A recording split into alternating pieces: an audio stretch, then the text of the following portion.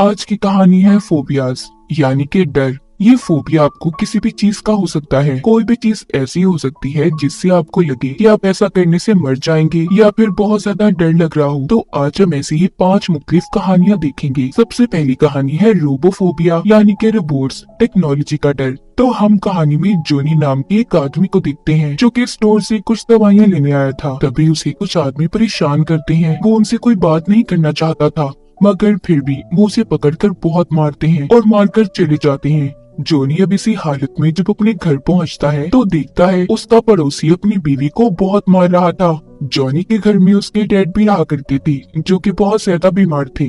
वो उससे जब उसकी चोट के बारे में पूछते हैं तो जोनी उन्हें कुछ नहीं बताता क्योंकि वो उन्हें टेंशन नहीं देना चाहता था।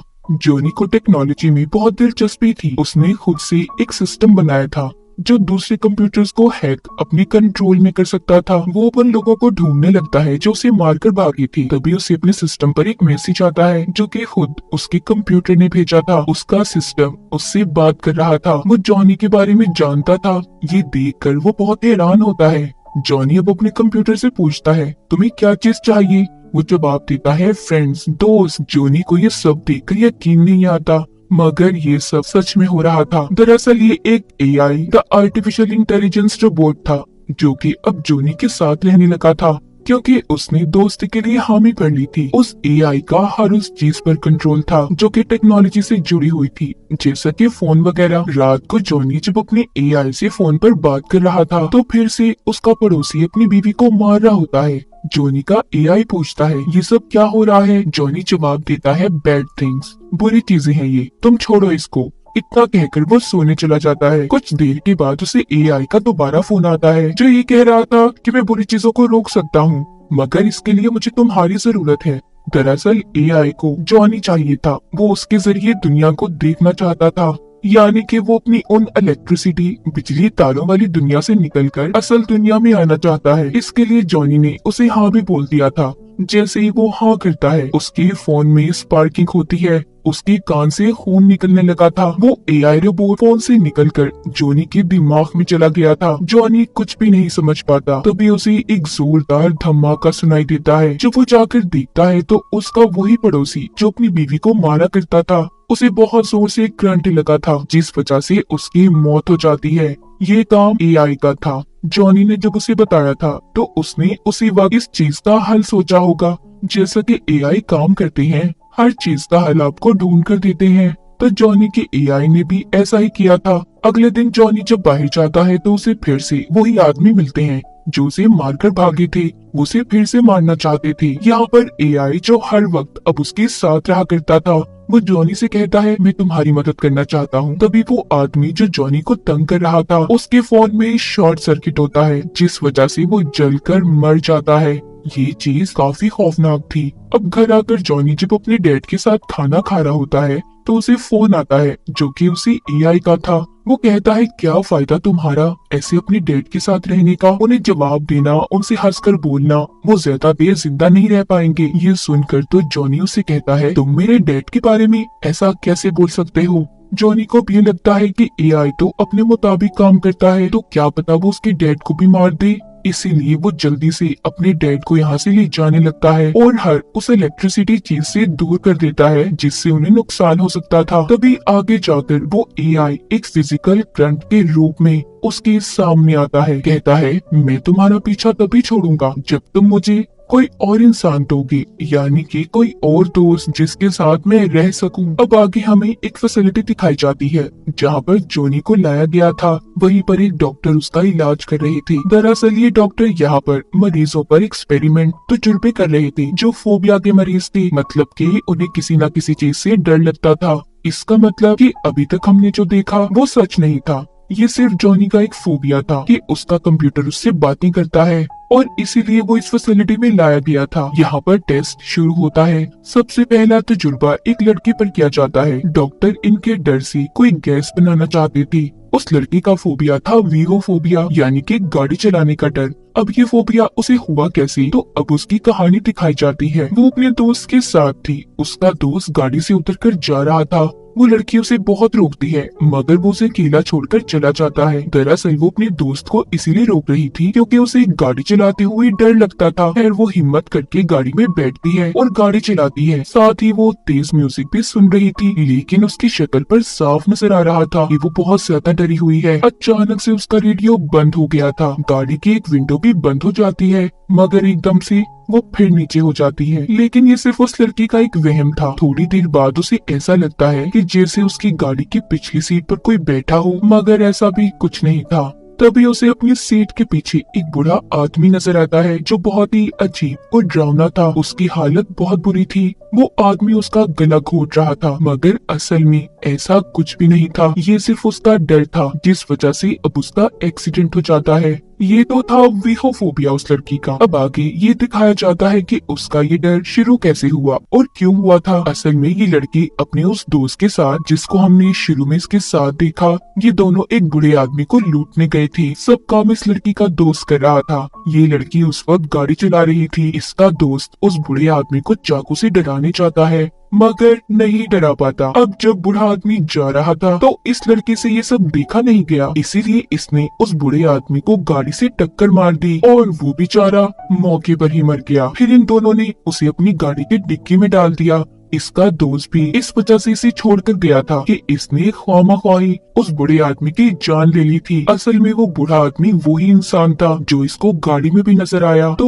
उस दिन के हादसे के बाद ये गाड़ी चलाने से डरने लगी। उसी के बाद इसका ये डर शुरू हुआ। इसने गाड़ी चलाकर एक आदमी की जान ली, तो अब इसे जिंदगी भर ही गाड़ी चलाने से डर लगेगा। इस फोबिया में इंसान छोटी छोटी चीजों से डरता है, उसे वहम होते हैं। फिर अगली मरीज एक टीचर दिखाई जाती है, जिस पर डॉक्टर तजुर्बा करते हैं, जिन्हें ईसीबी फोबिया था। ये फोबिया डर होता है। यंग यूथ, जवान लड़के लड़कियों से डरने का डर। उसका डर कैसे शुरू हुआ? वो एक टीचर थी। उसका हस्बैंड अक्सर काम के सिलसिले में घर से बाहर रहा करता था। उस टीचर का एक आदमी से चक्कर था। एक रात उसे किसी की कॉल आती है, मगर फोन पर कोई भी नहीं बोलता। तभी फोन कट जाता है और उसे अपना दरवाजा खटखटाने की आवाज आती है। जब ये जाकर देखती है तो वहाँ पर भी कोई नहीं था। उधर कुछ ना कुछ तो अजीब हो रहा था, क्योंकि किसी ने उसके घर के पास एक ईंट रख दी थी जिस पर नोट लिखा हुआ था, नॉटी टीचर। यानी कि कोई तो था जिसको इसके चक्कर के बारे में पता चल गया था। ईंट के अलावा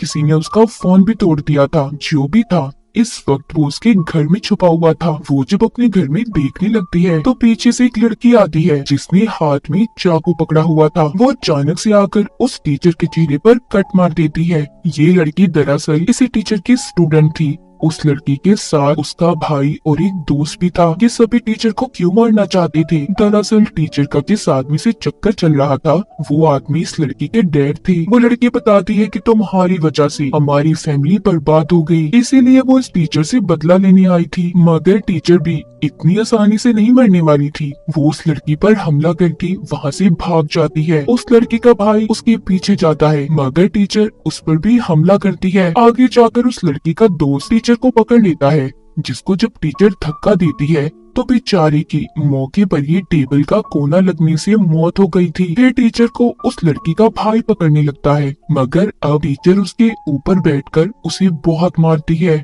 ये सब वो लड़की दूर बैठी देख रही थी। उसके दिमाग में अब कुछ और चल रहा था। तभी वो पुलिस को कॉल कर देती है और टीचर के खिलाफ रिपोर्ट करके कहती है कि इसने मेरे भाई और दोस्त को मार दिया, हालांकि हमने कुछ भी नहीं किया, हम तो बस मजाक कर रही थी। तब से टीचर को पुलिस पकड़ कर ले गई और फिर वो यहाँ इस फैसिलिटी में पहुँच गई। टीचर को अभी भी वो ही लड़की अपने सपनों में नजर आती थी कि वो उसे मार देगी। अब अगली मरीज पर तजुर्बा किया जाता है। हमें होप्लोफोबिया के बारे में दिखाया जाता है। ये कहानी एमा नाम की एक लड़की की थी। ये डर किसी भी किस्म के हथियार का था, जैसा कि गन्स वगैरह। एमा एक पुलिस ऑफिसर थी। एक दिन वो एक मिशन पर गई जिसमें उन्होंने कुछ गुंडों को पकड़ना था, मगर गलती से एमा ने उधर एक बच्चे पर गोली चला दी, जिस वजह से वो बच्चा फौरन मर गया। इस बात का एमा के दिमाग पर काफी गहरा असर पड़ा, क्योंकि एमा का भी एक बेटा था, बिल्कुल इतनी ही उम्र का। एमा के साथ अब हुआ कुछ यूँ था कि उसे छोटी छोटी चीजों में भी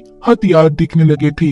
वो हादसा उसके दिमाग पर बहुत हावी हो गया था, इसीलिए वो आपा खो बैठती है। उसे खुद पर कंट्रोल नहीं रहता था। एक दिन जब उसका बेटा बैठा गेम खेल रहा था उसमें गोलियों की आवाज सुनते ही वो भी काबू हो जाती है। उसे ऐसा लग रहा था कि जैसे कोई उसके बेटे को मार देगा। खैर अगले दिन एमा अपने बेटे को होटल में खाना खिलाने लेकर जाती है, जहाँ पर दोनों मौज मस्ती कर रहे थे। तभी एमा को पीछे चलती खबरों से गोलियों की आवाजें आने लगती हैं। उसे ऐसा लग रहा था कि जैसे कुछ गुंडे उसके बेटे को मारने आए हैं, इसलिए वो वहाँ पर सभी को मारने लगती है। मगर हकीकत में वहाँ पर कोई गुंडे या डाकू नहीं थे, वो तो उधर ही होटल में बैठे हुए लोग थे जिनको एमा मार रही थी। इसीलिए उसे पुलिस पकड़ कर ले जाती है और वो यहाँ पर पहुँच गई। इस फैसिलिटी में अनजाने में एक बच्चे की जान लेने के बाद उसका ये डर, ये फोबिया शुरू हुआ था। उसे हर वक्त यही लगता था कि जैसे उसके बच्चे को कोई मार देगा, जैसे उसने मारा था। जैसे ही वो किसी भी गोली की आवाज को सुनती थी, उसका दिमाग कंट्रोल से बाहर हो जाता। तो ये था होप्लोफोबिया।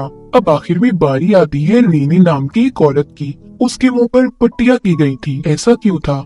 आखिर इसे किस चीज का फोबिया था? हमें बताया जाता है कि रीनी को एटोलोफोबिया था, यानी कि किसी भी काम को सही से ना करने का डर। मतलब ये कह ली कि आप इस डर के बारे में ये कह सकते हैं कि इंसान खुद से सेटिस्फाइड ना हो, वो किसी भी काम को अच्छे से कर पा रहा है या नहीं, या फिर अपने अंदर की खासियत को ना पहचान पाए। रीने एक आर्किटेक्ट थी, वो घरों के नक्शे बनाया करती थी। उसकी अपनी एक छोटी सी कंपनी थी जिसमें गिने चुने लोग ही काम किया करते थे। उसने अपनी कंपनी में बहुत ही सोच समझकर एम्प्लॉयज रखी थी। अब उसके सामने एक लड़का बैठा था, वो इसकी कंपनी में पहला लड़का था। अभी तक इसकी कंपनी में जितने भी एम्प्लॉयज थी सारी लड़कियां थी।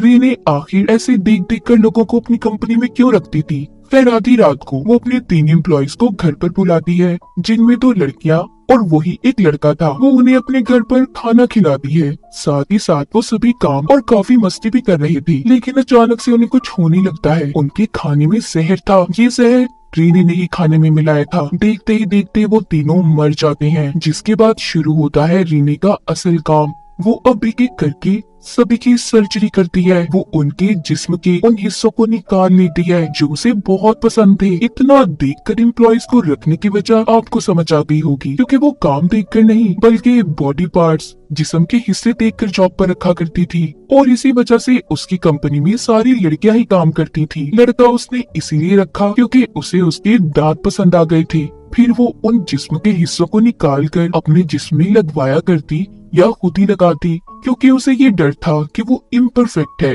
यानी कि वो मुकम्मल नहीं है। वो खुद को बदसूरत समझती थी और इसी तरह बारी बारी वो कत्ल करके इस फैसिलिटी में पहुंच गई। उसके चेहरे पर जो पट्टियां की गई थी, ये हाल भी उसने अपना खुद बनाया था। ये सारी कहानी सुनकर जॉनी को अजीब लगता है। अब आखिर में तजुर्बा जॉनी पर क्या जाना था? उसे बांधकर बिठा दिया जाता है। यहाँ पर इस फैसिलिटी में जॉनी को लाया नहीं गया था, बल्कि वो तो खुद आया था। जैसा कि हमें याद होगा, उसके एआई ने उसे कहा था, मैं तुम्हारा पीछा जब छोड़ूंगा जब तुम मुझे कोई इंसान दोगे। तो यहाँ पर जॉनी ने इस डॉक्टर को चुना। जॉनी के बुलाने पर एआई उधर आ जाता है। फिर वो सबको लेकर यहाँ से भागता है। गार्ड्स उनका पीछा करते हैं मगर नहीं पकड़ पाते। जॉनी और यहाँ पर सभी फोबिया के मरीज उन लोगों पर वही गैस छोड़ देते हैं जो इनके फोबिया यानी कि इन पर तजुर्बा करके बनाई गई थी, ताकि बाकी के लोग भी डरे रहे। जिसके बाद वो सभी वहाँ से निकल जाते हैं। एआई ने डॉक्टर को मार दिया था। मतलब एआई वाली कहानी जॉनी का फोबिया नहीं बल्कि सच्ची हकीकत थी। रोबोफोबिया कोई रोबोट्स का डर नहीं, बल्कि ये दिखाया गया है कि एक दिन टेक्नोलॉजी इंसान पर हावी हो जाएगी और सभी उसके गुलाम होंगे। फिर वो अपने तरीके से लोगों को कंट्रोल कर सकती है। तो इस फिल्म से हमें ये पता चला कि फोबियाज कुछ अजीब होते हैं जिसकी इंसान को खुद समझ नहीं आती कि आखिर उसे करना क्या है। हो सकता है कि आपको भी किसी चीज का फोबिया हो मगर आप इस बारे में जानते ही ना हो। फोबिया सुनकर सभी ये कहते हैं कि हमें किसी चीज से डर नहीं लगता, मगर डर हर किसी के दिल में होता है। किसी को ऊंचाई से डर लगता है तो किसी को तंग जगहों से। आपको किस चीज का फोबिया है? कमेंट सेक्शन में जरूर बताइएगा। और इसी के साथ इस फिल्म की कहानी भी यहीं पर खत्म हो जाती है।